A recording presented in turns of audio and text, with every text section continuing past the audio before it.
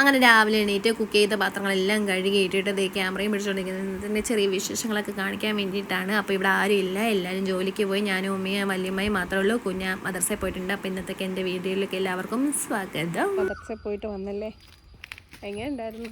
കൊള്ളായിരുന്നു.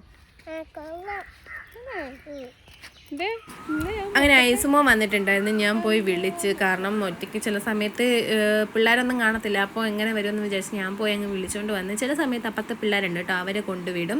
അങ്ങനെ അതെല്ലാം കഴിഞ്ഞ് ദേ ഉമ്മി അപ്പുറത്ത് കുഞ്ഞിനെയും വിളിച്ചുകൊണ്ട് പോയി ഫുഡ് കൊടുക്കുന്നുണ്ട്. അവർ ചിലപ്പോൾ മിറ്റത്തൊക്കെ ഇന്ന് കഴിക്കാറുണ്ട്. അപ്പം അങ്ങനെ ഉമ്മി അവനെ കൊണ്ട് ഓടി. അപ്പം ഞാൻ വിചാരിച്ചെന്നാൽ ഞാനും കഴിച്ചേക്കാം. അങ്ങനെ പുട്ടും തലേന്നത്തെ മീൻകറി, ഞാൻ ഇതിന് മുമ്പേ പറഞ്ഞിട്ടുണ്ട് എനിക്ക് തലേന്നത്തെ മീൻകറിയും പുട്ടും ഭയങ്കര ഇഷ്ടമാണ്. അങ്ങനെ ചൂട് കാരണം വായിലോട്ടേ വെക്കാൻ പറ്റുന്നില്ല, പക്ഷെ നല്ല ടേസ്റ്റ് ഉണ്ടായിരുന്നു.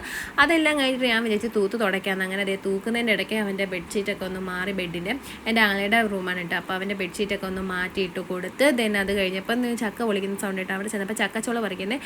അങ്ങനെ എനിക്കാണെങ്കിൽ ചക്ക പറിക്കുന്നത് ഒട്ടും ഇഷ്ടമല്ല. ഇത് കറ പറ്റുന്നതുകൊണ്ട് എനിക്ക് ഒട്ടും ഇഷ്ടമല്ല. കറയല്ലല്ലോ, മറ്റേ പശ. അപ്പോൾ തൂത്തെല്ലാം വൃത്തിയാക്കി മെഷീനിൽ തുണിയിട്ട് 2 വട്ടമായിട്ടാണ് മെഷീനിൽ തുണിയിടുന്നത് കേട്ടോ.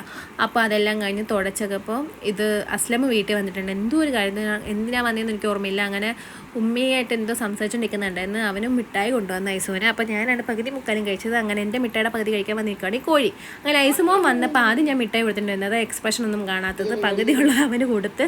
അങ്ങനെ ദേ എൻ്റെ ആങ്ങളെ വന്നിട്ടുണ്ടായിരുന്നു. ആങ്ങളെന്ന് പറയുന്നത് എൻ്റെ കുഞ്ഞുമാടെ മോൻ. അങ്ങനെ അവനുമായിട്ടുള്ള യുദ്ധമാണ് ഈ. അങ്ങനെ അതെല്ലാം കഴിഞ്ഞ് നേരെ അംഗനവാടി പോകേണ്ട ഒരു ആവശ്യം ഉണ്ടായിരുന്നു. അപ്പോൾ ഇതാണ് ഐസുമോൻ പഠിച്ച അംഗനവാടി. അപ്പോൾ ഇന്നത്തേക്ക് ഇത്രയേ ഉള്ളൂ.